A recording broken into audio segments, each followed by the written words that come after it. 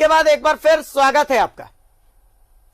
अब हम आपको एक सीओ साहब की दादागिरी कह लीजिए या फिर सीओ साहब की अकड़ कह लीजिए, वो दिखाने जा रहे हैं। ऐसा हम नहीं कह रहे हैं, वहां के स्थानीय लोग कह रहे हैं। देखिए, चाईबासा में एक प्रखंड है जिसका नाम है नोवामुंडी। नोवामुंडी के सीओ साहब है सुनील चंद्र। सुनील बाबू की एक समानांतर सरकार चलती है नोवामुंडी में। यह आरोप वहां के स्थानीय जेएमएम नेता लगा रहे हैं। सबसे पहले हम आपको एक रिपोर्ट दिखाते हैं, उस रिपोर्ट को देखिए, उसके बाद इसके आगे की बात होगी। देखिए रिपोर्ट। नोवामुंडी के दादा सीओ साहब। सीओ साहब का इस इलाके में है दबदबा। सीओ साहब यहां से जाना ही नहीं चाहते। आखिर नोवामुंडी से ट्रांसफर के बाद भी यहां क्यों टिके हैं सीओ साहब? ये हैं चाईबासा के नोवामुंडी के अंचलाधिकारी। नाम है इनका सुनील चंद्रा। इनके खिलाफ एक चिट्ठी भेजी गई है मुख्यमंत्री को। चिट्ठी लिखने वाले हैं जेएमएम के नेता मनोज लागूरी। चिट्ठी तो आप स्क्रीन पर देख ही रहे हैं। अब इस चिट्ठी में मनोज लागूरी ने लिखा क्या है, सुनिए उन्हीं की जुबान। इसमें 20 तारीख को मैंने जिला उपायुक्त को के माध्यम से मुख्यमंत्री हेमंत सोरेन का नाम से ज्ञापन दिए जी। और नोवामुंडी अंचल कार्यालय में कई दिनों से इसका जैसे म्यूटेशन हुआ, सीमांकन हुआ, एलपीसी हुआ, जाति आवासीय का मामला हो, लंबित पड़ा हुआ अवरुद्ध 1 साल से किसी तरह का कोई काम नहीं हो रहा है। और प्रायोगिक सूची में तो 5000 का मांग करते हैं। इस तरह हमने कई बार अंचल कार्यालय का चक्कर लगाया, लेकिन आजकल करके कोई काम जन नहीं तोला। और जानकारी भी मिलते रहता है। गांव से सुदूर क्षेत्र से जो आते हैं लोग, उन लोग का काम नहीं होता, निराश होकर के चले जाते हैं। उसके अलावा जो अब गैर जमीन का जो कासमाल वाला ज़मीन का मामला जानकारी में आया, तब हमने खुद जा कर के निरीक्षण किया। और आलिशान नोवामुंडी प्रखंड परिसर के बगल में जो आपका कल्याण मंडप के ठीक ऑपोजिट साइड में माल बन रहा है, तो एक ज़मीन का जो केल है ये कई सालों से चल रहा है। जैसे नोवामुंडी में पीडब्ल्यूडी के मामला हो, चाहे बाजार का मामला हो। सीओ साहब पर क्या आरोप हैं समझ लीजिए। पिछले 6 साल से सीओ साहब सरकारी आवास की जगह टाटा के गेस्ट हाउस में रह रहे हैं। गिट्टी, बालू, बोल्डर और लौह अयस्क माफियाओं से सीओ साहब मासिक लेते हैं। जाति प्रमाण पत्र, आवासीय प्रमाण पत्र, आय प्रमाण पत्र के लिए भी सीओ साहब चढ़ावा मांगते हैं। सरकारी जमीन को लीज पर देने के लिए भी सीओ साहब चढ़ावा मांगते हैं। अंचल क्षेत्र की कई जमीन चढ़ावा लेकर माफियाओं के नाम दे दी गई। एमओ के पदभार में रहने के कारण हुजूर इधर भी खेल कर गए। साहब ने कई वन भूमि का भी सौदा कर डाला है। नोवामुंडी अंचल कार्यालय में इन्होंने गरीबों का प्रवेश वर्जित कर रखा है। ये सच है कि ये सही बात है कि सीओ साहब जब से आए हैं सुनील चंद्र जी, तब से हमारे क्षेत्र में किसी तरह का विकास का चीज में नाम का कुछ गरीब के हित में कुछ नहीं दिख रहा है। और जहाँ तक कि उनके आने के बाद एमओ का पावर होने उन अपने हाथ पे लेने के बाद जब चावल हो, जन वितरण हो, ये सब भी गरीब के हाथों तक आज तक मतलब सही ढंग से नहीं पहुंच पा रहा है। और राशन कार्ड का भी आज से मतलब जिसको जेन्युइन मिलना चाहिए उन लोगों को मिल नहीं पा रहा है। तो सीओ साहब की जांच होनी चाहिए या नहीं होनी चाहिए, इसका फैसला सरकार को करना चाहिए। लेकिन अगर सत्ताधारी दल के नेता भी ये शिकायत कर रहे हैं तो मामला तो गंभीर है ही। किरीबुरू से न्यूज़ 11 भारत के लिए करमवीर शर्मा की रिपोर्ट। और नोवामुंडी से करमवीर हमारे साथ सीधा जुड़ चुके हैं। करमवीर, बहुत सीधा सा सवाल मेरा इतना सा ही है कि देखिए, सीओ साहब एक समानांतर सरकार चला रहे हैं। अगर नोवामुंडी अंचल की बात हो तो क्या कहेंगे, क्या ऐसा ही चल रहा है वहां पर करमवीर?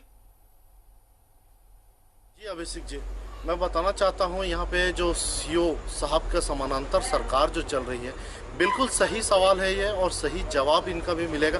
क्योंकि यहाँ पे सीओ साहब के आने के बाद से जमीन घोटाला और जो बालू, गिट्टी और अवैध कारोबार में बढ़ोतरी हुई है। यहाँ पे आज जेएमएम के द्वारा जो नेताओं का इनके ऊपर आरोप लगा हुआ है कि जिस तरह से ये यहाँ पे ज़मीन का बंदर बांट करके रखे हुए हैं, जिस तरह से यहाँ पे व्यापारियों का बढ़ावा मिला है, ये साफ जाहिर करता है कि इनके आने के बाद से यहाँ पे एक समानांतर सरकार चल रही है। वीडियो को भी ये कुछ नहीं समझते हैं, वीडियो को भी ये लगातार फटकार लगा देते हैं।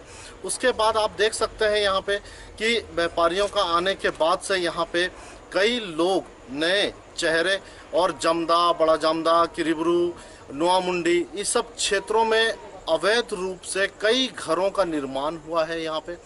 यहाँ पे कई करोड़ों के लोग आए हैं जो करोड़पति हैं, वे यहाँ पे घरों का निर्माण किए हैं। इसमें साफ एक चीज़ जो साफ साफ नज़र आता है वो यह कि यहाँ पे नोआमुंडी सीओ के द्वारा पैसे की उगाही करके ज़मीनों को बंदर बांट दिया जा रहा है। कई लोग हैं जो सरकारी ज़मीन जैसे कि वन विभाग का ज़मीन हो या फिर पीडब्ल्यूडी की ज़मीन हो या फिर खास महल का ज़मीन हो, इस सब ज़मीनों को बंदर बांट की तरह लुटाया गया है और इस ज़मीनों पे आज व्यापारियों का एक अवैध रूप से बड़ा कब्जा है।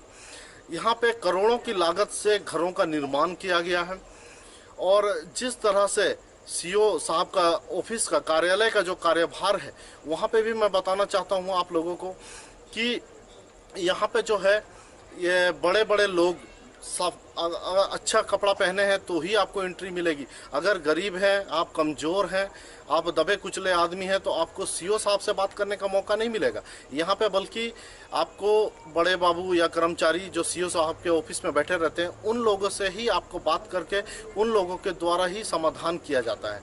यहाँ पे बड़े बड़े लोगों का सिर्फ बोलबाला है। जब से सीओ साहब आए हैं यहाँ पे कई लोग ऐसा आरोप लगा चुके हैं। हमारे जेएमएम के प्रखंड अध्यक्ष अशोक दास, उन्होंने भी आरोप लगाया है।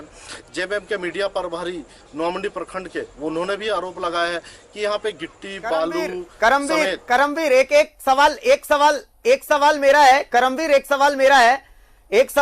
करमवीर एक सवाल है कि बहुत रिमोट एरिया है नोआमुंडी, करमवीर, और आप अंदाजा लगाइए कि जब वहां के जेएमएम नेता, सत्ताधारी दल के नेता अगर परेशान है तो आम लोगों की क्या स्थिति होगी। और बहुत आसानी से अंदाजा लगाया जा सकता है कि पदाधिकारियों की दादागिरी किस कदर है उस क्षेत्र में। करमवीर,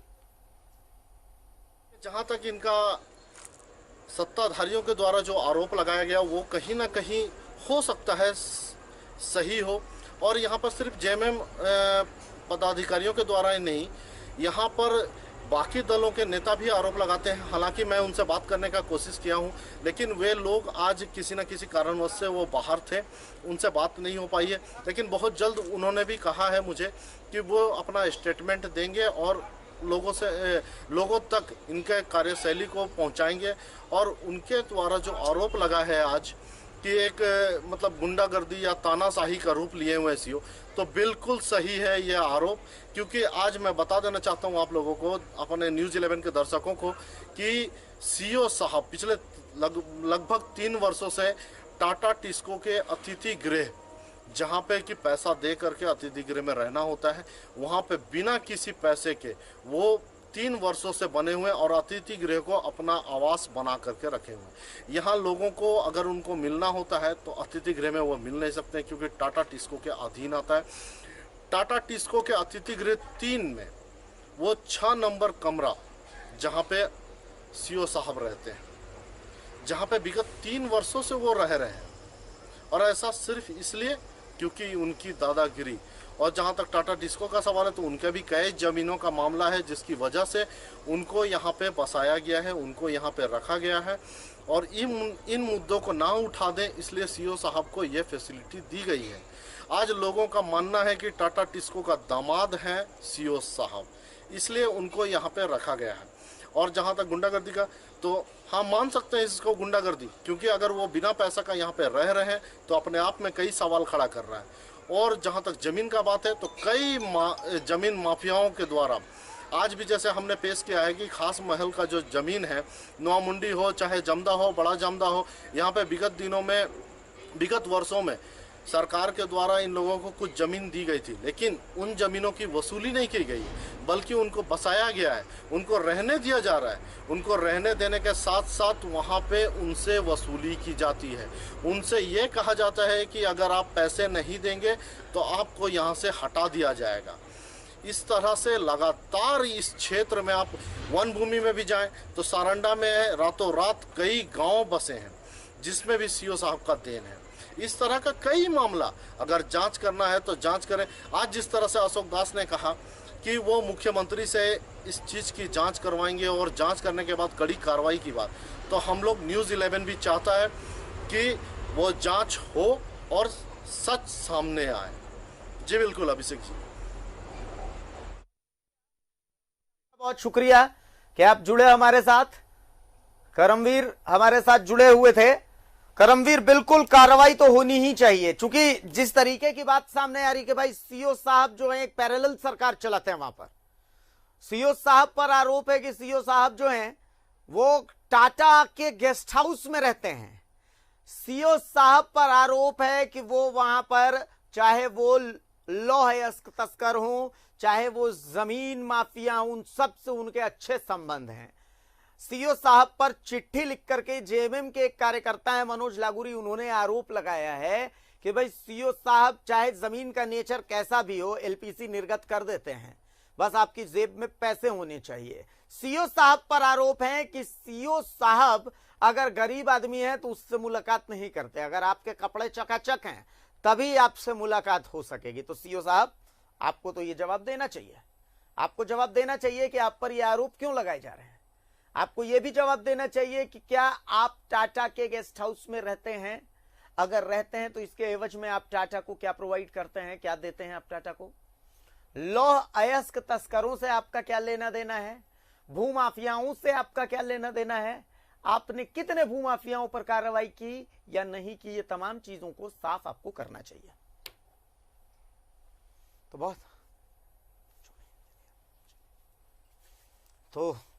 बहुत शुक्रिया करमवीर। नुआ मुंडी जैसी रिमोट एरिया से आपने ये खबर भेजी है, जहां से ये खबर अमूमन सामने नहीं आ पाती है।